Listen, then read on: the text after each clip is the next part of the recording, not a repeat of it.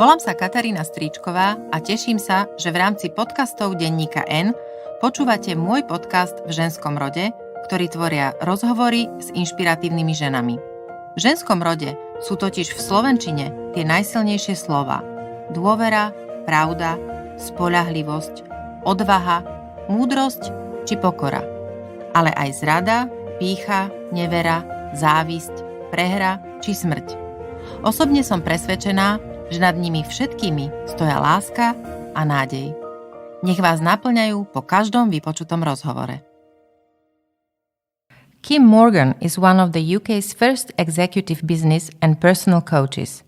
She is an inspirational and innovative coach, working extensively across the UK and Europe with organizations, senior business leaders, and executive teams. She is a specialist in delivering mentor and coach education. Kim is also a CEO of Barefoot Coaching, one of the most successful and fastest growing coaching and coach training businesses in the UK. We met in Bratislava to talk about human connections, women's development, and coaches being detectives in other people's souls. You have 25 years of experience in coaching. And my first question would be, what in general is the biggest concern for women who are coming to see you? Okay. So I'm going to answer that from two perspectives. One is women who I coach, and the other one is women who come and train as coaches. So I do both things. I coach and I train people to be coaches. I'm answering it from both perspectives, but as I say that, I think the answer is the same. Low self-esteem, perfectionism, low levels of assertiveness, and people-pleasing, and poor boundaries in relationships. And is it relevant in all countries you visit? So I'm mostly coaching in the UK, to be fair, but and I have been teaching women's development programs for 30 years. So I am passionate about women's development. So it's really fortuitous that we are having this conversation here today, because I'm not sure that you knew that before we started. So 30 years ago, I started teaching a women's development program. And whilst I haven't taught across lots of nationalities, I have taught across lots of age groups. And something that really depresses me, actually, is that 30 years ago, I understood why some of the women were feeling like they did. Because even in the UK, there was a real inequality between men and women. Now, 30 years on, I'm not seeing much change in how... Really? Yeah. In how the women actually feel about themselves. And examples of that are rating their ability to do better jobs, going for promotion, asking for more money. And in fact, I had a conversation with a recruiter the other day, somebody who recruits women, and he said he has to do extra work with the women because women typically will go in at a much lower salary than men. They will say, I'm happy with 18,000 euros. Why do you think is that? I think conditioning plays a big role. And that I've read a lot of books around this, and I'm not going to remember the books that I've read, but they tend to talk about little boys and little girls and how they gain popularity. And boys gain popularity by generally, obviously we are generalising here today, but boys gain popularity by winning, by being good at something, by being the captain of the football team, by climbing. Achieving, yeah. And then all the boys go, wow, you're great. And girls gain popularity by being nice. Yeah. By telling everybody else that they're lovely. Being nice is actually one of the things we tell girls, like, sit here, be quiet and be nice, Yeah. right? And Yeah. why is that? Is it something in general we teach girls from generation to generation even now? I feel like that. I feel like that. There have been so many experiments, psychological experiments, probably 20 years ago, these two, but I wonder how much it's changed. There was one particularly that I remember where a group of 11-year-old boys and a group of 11-year-old girls were given a moral dilemma. And they were told, poor Mr. and Mrs. Smith, an old couple, have a problem. Mrs. Smith will die if she doesn't have the correct medication. But the doctor has said that he can't give her the medication, but you know that in the pharmacy the medication is there. So you could actually steal it. What do you do? What do you do? And so they put the girls in one group and the boys in another group.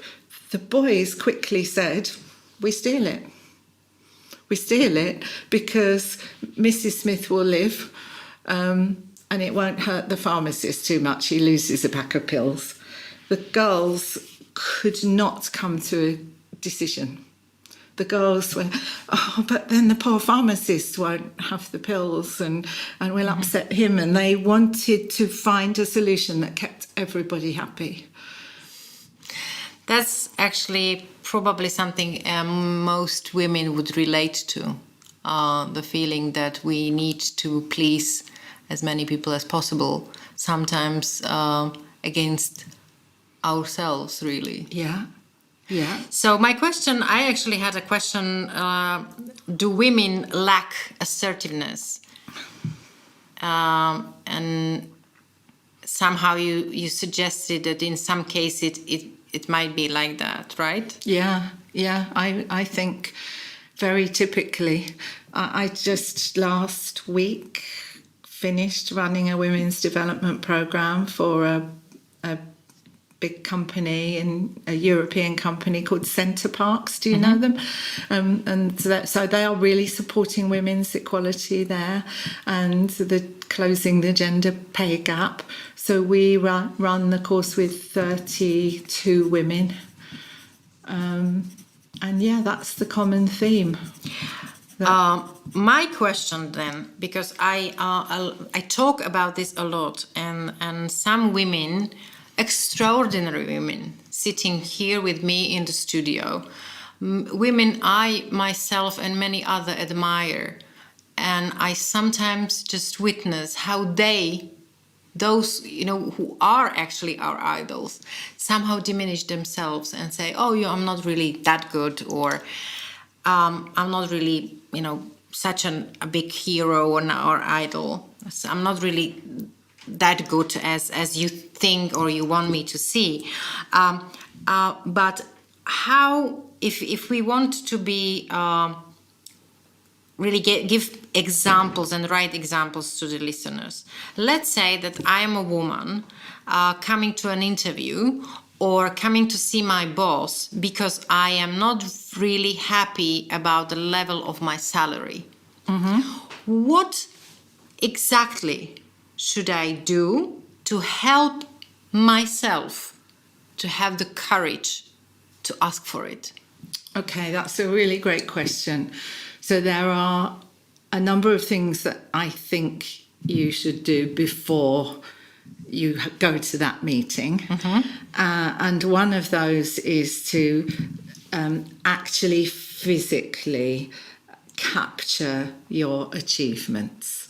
So write them down, get a book that in which you write down every good piece of feedback you've had, every success you've had, every nice thing someone said to you, every challenge you've overcome in your life. It's how we start our program. Like, what have you done in your life? How have you managed this? So monitor my successes? Definitely. But actually write them somewhere and keep reading them. That's a difference from just kind of going, oh, yeah, I did that, and then forgetting it. So that's one thing.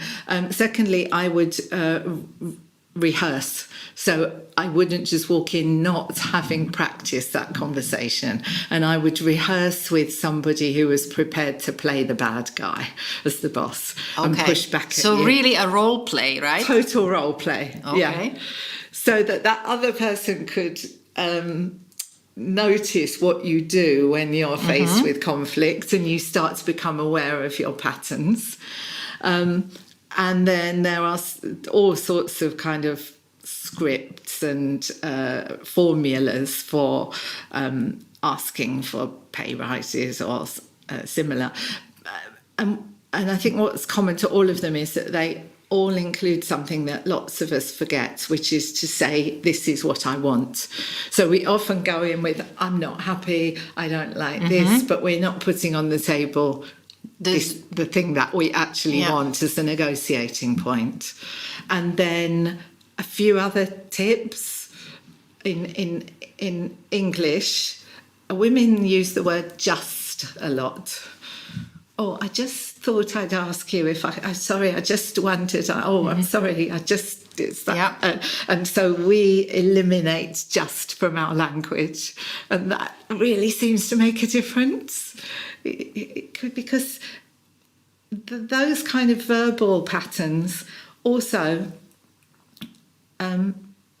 affect our psychology, our inner. I totally agree and totally understand what you want to say. Yeah. It's like the language and the attitude we have towards ourselves is often undermining ourselves, our efforts and our wishes. Yeah. I often say, would you walk around with somebody next to you saying all the things to you that you say to yourself? You wouldn't, hopefully. Hopefully.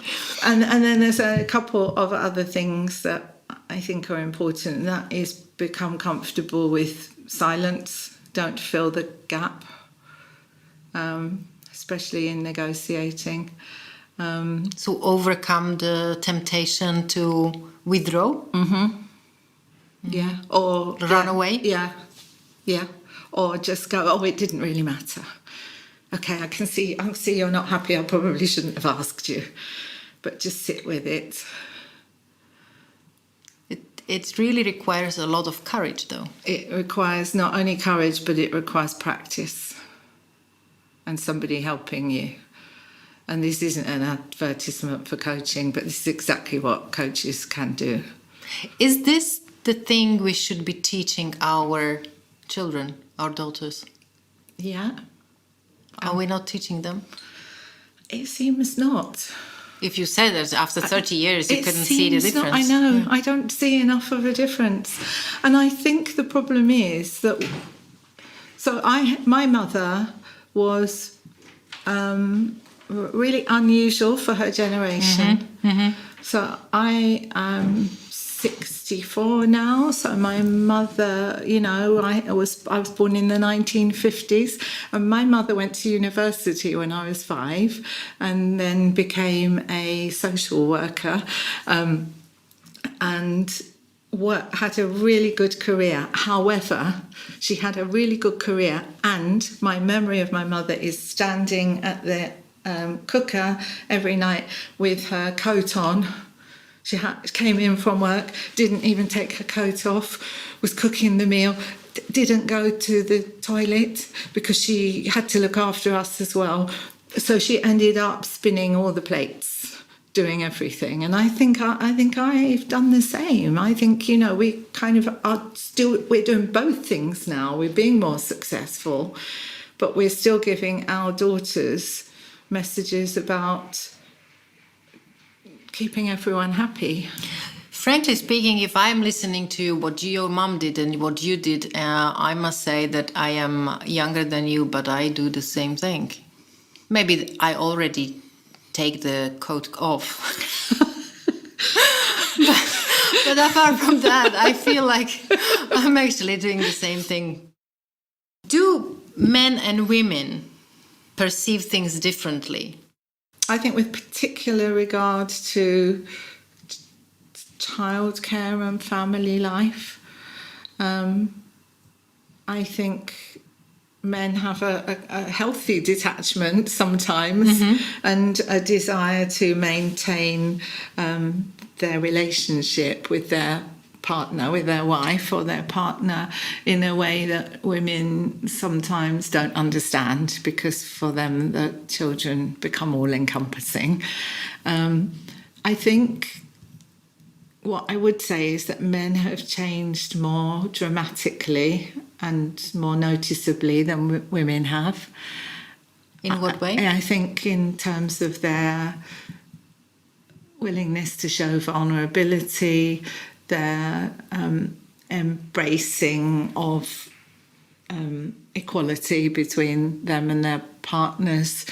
I think the men I used to work with many years ago in the 60s, 70s, it was Me Too campaign would have just had a field day, because it's just a different world. And young men now I see being soft and emotional and vulnerable and participating in childcare and owning their own anxieties. So I feel like men have grown more, but this is a very casual observation. I'm not working with men in the same way. What is usually keeping people from where they want to go or whom they want to be? So, of course, there are practical considerations, and I want to honour that, money and time and resources and all those things.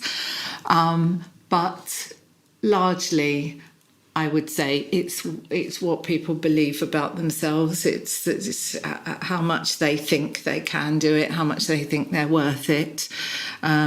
It's rarely the situation.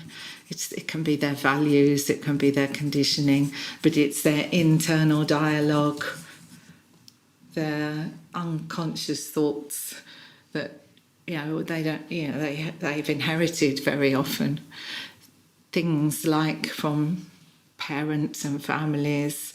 That's not for people like you to dream big. How often does that particular sentence relate or apply to women? A lot. In actual fact, we also run a coaching skills for parents program. So now I've heard about some of the work that you do. It would be lovely. I'll send you the booklets. Good. If you like. Yeah, please. Thank you. And share them with the people here, because this is my most lovely, wonderful work that I do. Can I talk about it for a moment? Yeah, please. Yes, sure. Okay. So I train people to be coaches, and I've trained 4,500 people now over all these years.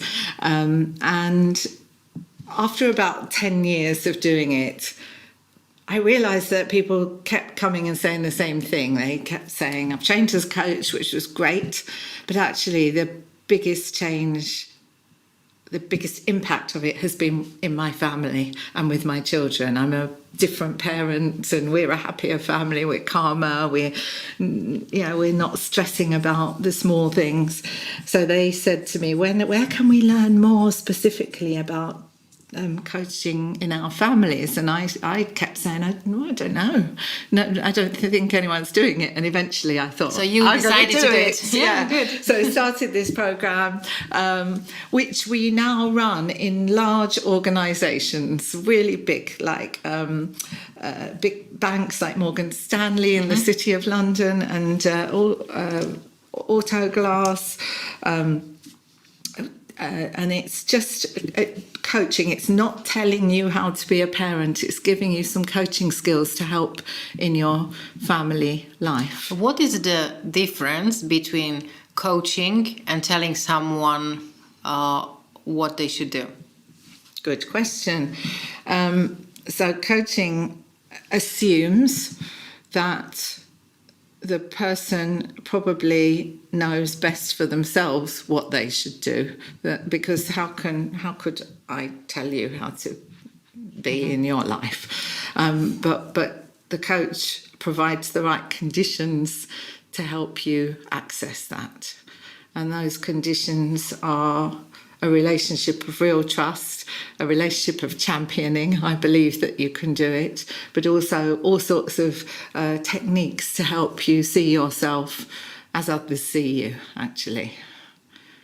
See yourself as the best person you are. It's a very nice sentence.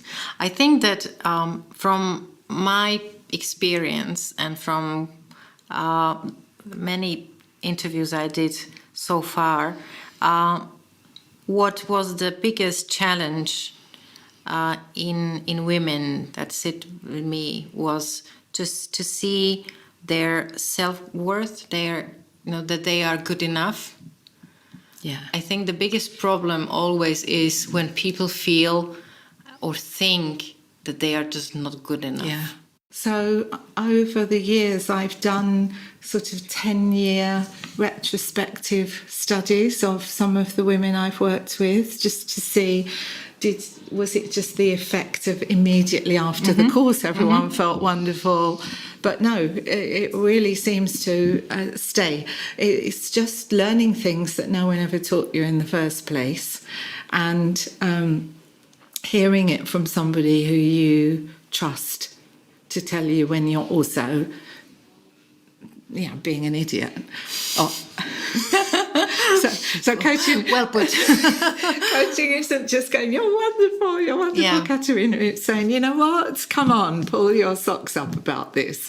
But, when that person is there for you, 100%, seeing you for all that you are and giving you some skills that you've never had before, they seem to last.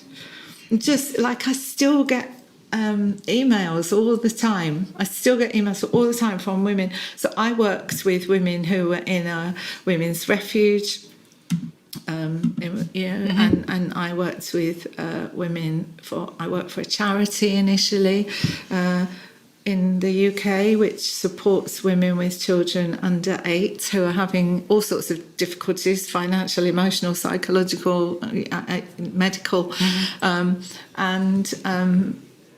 It doesn't take much. It takes a coach who cares, with a little bit of knowledge and ability to see that lack of self-esteem and build it up. And then these people seem to take that with them for the rest of their lives, actually. And my point about the children, the coaching skills for parents, is we teach, the strongest lesson we teach is that your children learn you. Your children learn what you do, not what you tell them to do. If no coach is available, and or people don't want to go and find one, is it possible to coach ourselves, to actually somehow ask ourselves some questions? I know that it might be difficult, but we probably know what I want to... Yeah, I know what you're saying. I think it's a good starting point. So all sorts of self-help books, or even, now I'm sure there are webinars and online programs that you can subscribe to. Your podcast, for example, I'm sure is really helpful. But I think being in that kind of environment with other women, virtually or face-to-face, is a key component for success of women's development programs, because it's the normalization factor. It's the realization that, say we had all women around this room, we would all be saying, yeah, I do that too. And I stand at the front of the room teaching it and I say, I've done that too, and I still sometimes do. Put myself down, or I think that the example of others it's a mighty thing. it is. I actually very much like, when I started this podcast, I actually wanted to talk to women so that other women and brave men and wise men who'd listen to this would actually find exactly this. Yeah. Other women with the same or similar experience, because I think that is actually very helpful to find normality in a crazy world, because otherwise we feel that we are crazy, that it's us who I must be wrong. It's something wrong with me. Totally. And it's not like that. No. It's just you don't see the others, so you cannot compare with them and you cannot relate to them. And we just look at other people and we make all sorts of assumptions about them. Exactly. The division between us and the others. Yeah. So on the programs that we teach, say the one we just did at Centre Parks, on each of the 3 workshops, and they're a whole day long each workshop, we have a senior woman from the organisation, one of the directors of Centre Parks, and she comes and tells her story. 3 women come and tell their story, and their stories are not, and then I got this job and then I got another promotion, but they are things like, I had a child when I was 15, I didn't finish my education. They're real, true life stories of challenges and things that have gone wrong. And that's probably the most powerful part of the programme, because then the women on the programme go, my goodness, I never thought that this woman had been through things like that. Yeah, that's the real example, the bad things happening in others' lives. I mean, it's of course. How often is what we want not the same as what we need? Can we just, distinguish? Because sometimes I feel that I strongly want something, but that's not necessarily what is actually good for me. Can it be somehow generalized? Yeah, it can. And I think the answer to that question is to find out what it is that thing will give you. Because that thing which I want, that thing which you want. Because I think it will be a feeling that you're looking for. And when you've identified the feeling, then perhaps you can find a different way of getting that feeling. So for example, this is, say, if I say, oh, I want a Maserati. I don't want a Maserati, by the way, but if I said I want a Maserati, you as my coach would say to me, and that Maserati, what will it give you? And I would say, I'd feel really important. And then you would say, and feeling important, what would that give you? And I might say, I'd like myself. And then you'd say, and if you like yourself, what will that give you? And I might say, confidence. And you see? So I would basically give you the questions which would lead you to the place where would you really admit what is that real thing you are actually really missing? Yeah. So basically, the good coach is a true detective, like external detective in my soul, right? I like that. You'll see that on my website next week. Okay, you can quote me. Because this is how you you just really lovely put it, that you are trying to lead me to the place where I need to be. Yeah. I was quite skeptical these last months about coaches and coaching, because it's a lot of people around me now, or not me only, but I mean it's a really popular thing to be a coach. And I wonder whether it is really popular and massively popular because it is something where people see that they could be actually successful in a new career, or is it really that we become more curious about others? Because I think a coach must be open and curious about others. Yeah. Because we train so many people to be coaches, and I'm careful about who we take. But this is the thing that most of them say. I have been doing a job as a manager or similar, or a doctor, or you name it. But the part of my job that I really loved was seeing other people develop. That was the part of the job. Forget everything else around it. I like to see people fly and help them. So I think that's the thing that drives people to do it, a desire to help, to give back, knowing that they're quite good at building relationships. But there are people who do it because they think they can earn lots of money. Can you just say what in terms of resources or gifts, or what in us we tend to ignore or omit when that in fact that it could do good, you know? Just forgetting something in us, not intentionally. So I think generally it differs from person to person, but generally why we ignore things or negate them or give them little value is simply because we can do it. So there, if you have low self-esteem, it's a vicious circle.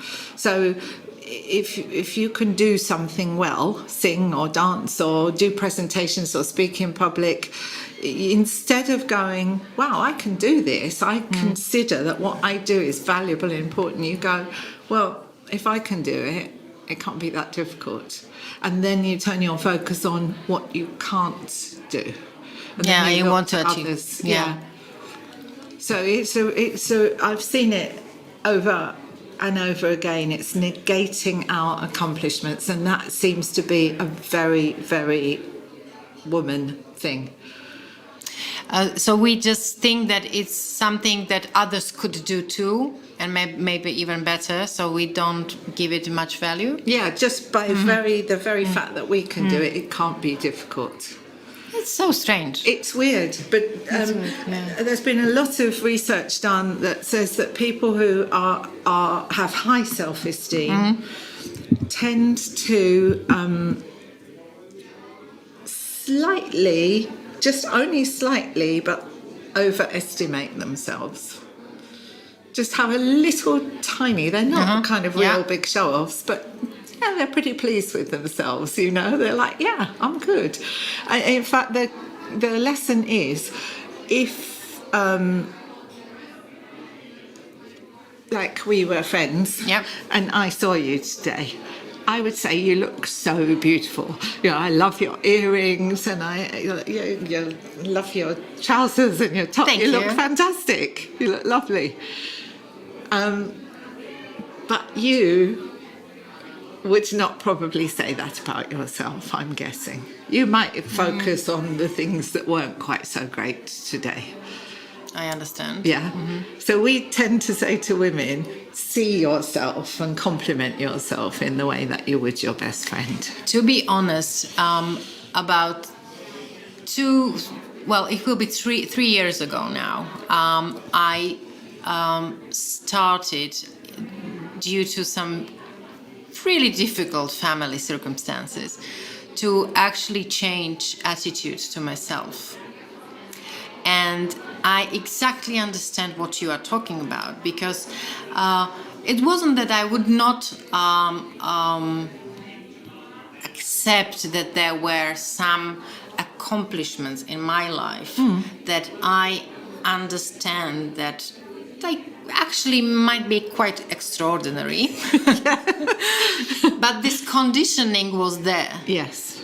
Yeah. And it was very difficult to overcome the feeling that if I understand and start not only accept but actually admit and champion myself and what I accomplished, that wouldn't mean that I am a selfish, posh, whatever kind of person you can imagine. Yeah. Because I think that people, maybe girls, but people are thought to be kind, nice, calm and good. Yeah. Because otherwise it would be that they would be just too full of themselves. Yeah. And it's very difficult to find the margin, the boundary between still being nice and polite and empathetic and love yourself. Yeah. It is. And congratulations. Oh, on thank doing you. That. Yeah. Congratulations. It was tough. Yeah. Yeah. I'm not saying that I'm already there, but I feel that I am on my way. Yeah, good. It was very, very, very difficult. And did you do that yourself, just on your own, or with somebody? I did it. I had a therapist. Yeah. Who listened to me when I needed to talk about everything, because I just needed to. That was my journaling, Okay. Yeah. She was my journaling. Yeah. She was the one who was actually mentally listening to what I was scribbling down. Yeah. Verbally. Yeah.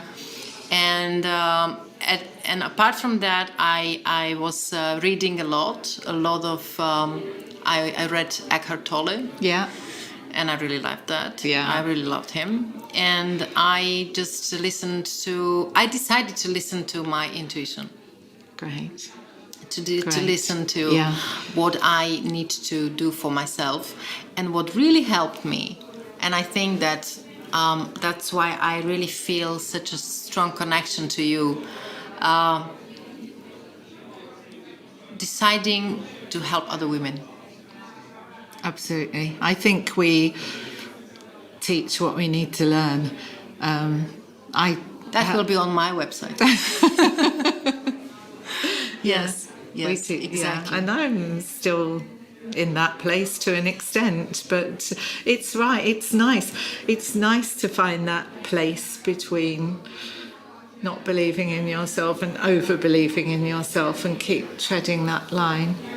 Well, everything you've said resonates with me. One of the things that we do when we work with women is ask them to quickly write down 5 or 10 things that they like about themselves. Mm-hmm. This is early on. And first of all, they are going to a real panic.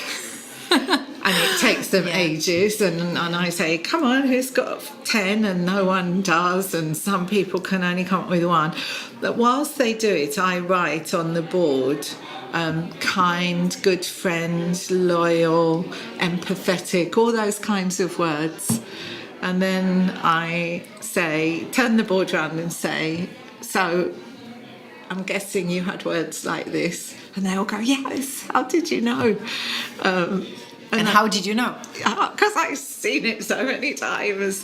And I say, who had courageous or successful or strong? So even in complimenting ourselves, we're complimenting ourselves for being nice. Though, I know. It's very difficult. To be honest, I have about 3-5 very, very good female friends who help me a lot, and they are my, safety net. Yeah. And all of them, separately in different situations, all of them told me that I was courageous. And only after that, very slowly, I start admitting it. That there were moments where I literally was, down on my nose in the mud. Yeah. And it was very, very difficult to actually stand up and just walk again. Yeah. And I think that this is what women should understand, that it has been so many times in their life that they had that moment and that they achieved this walking again. It's huge, isn't it? It is. Huge resilience and strength and courage we have. What do you see on their faces when they start to understand what you are actually trying them to look at? You know? Yeah. What is there? What you can observe? That's a really good question. Relief was the word that came to my mind. Possibility, hope. So it can be so quick. I have to say, we run these workshops a month apart. The last one we did, we do this stuff, simple stuff, collect your successes, tell one another what you see in one another, write some nice things about yourself, practice saying no, that kind of simple, I think is simple stuff. And then they come back a month later and they, in their groups, because they work in small groups, they have to write on a flip chart what's changed. It makes me want to dance and sing every time in a month. They're huge things. I got a promotion. I told my children they were going to have to start making their own sandwiches. I've booked into a gym. I've got a personal trainer. I decided to talk to my manager about the way that he was talking to me. I left my husband, quite often happens. Huge things. I've signed up to do the London Marathon. That's big. It's big. It's big and little. But I'm like, really, all of you? They go, yeah, we've just done it. We've done it, and I think it's just a culmination of lots of things. Doing it together, hearing from other women who they thought weren't strong. No one ever having told them it before. So even if someone can't find a coach, a one-to-one coach, I actually believe in the sort of power of sisterhood for this type of work. Get together with a group of friends and work through the exercises together. I actually established a small group of women mothers. It will be 10 years this year, and accidentally it was a joke, and we started to call ourselves Iron Mothers Club. And in this group we actually, this is my sisterhood. This is our sisterhood. What was the best advice you ever got? From my dad. I was from my dad, because I was a very shy, chubby teenager with an afro hair. And I thought nobody would ever love me.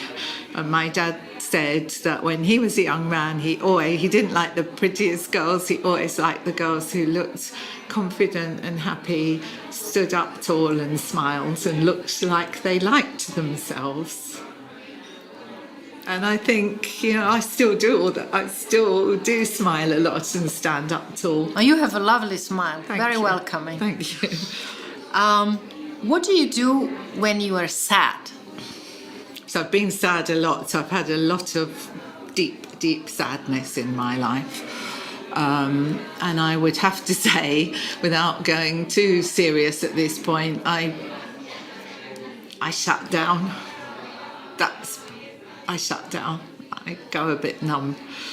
and take time to come back out. And then when I come back out, I rely on friends and people I love to support me. And what makes you happy? My work really makes me happy, and because I am now in my 60s, conforming to stereotypes, gardening. Lovely. And my last one, if you could have one single question you could ask and you knew that you would get the answer, what would that question be? Oh, that's too hard. That is too hard. I can't answer that spontaneously. Good. At least I've asked a question that a really great coach cannot answer. It's a great coaching question. Thank you. Thank you. You see, you can use it. Thank you.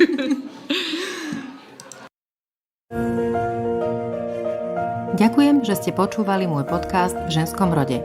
Ak vás tento rozhovor zaujal, vypočujte si aj tie ostatné. V ženskom rode môžete sledovať a zdieľať aj na Facebooku. Napíšte mi svoje názory, nápady a hodnotenie. Už o týždeň v stredu sa na vás teším s novým dielom.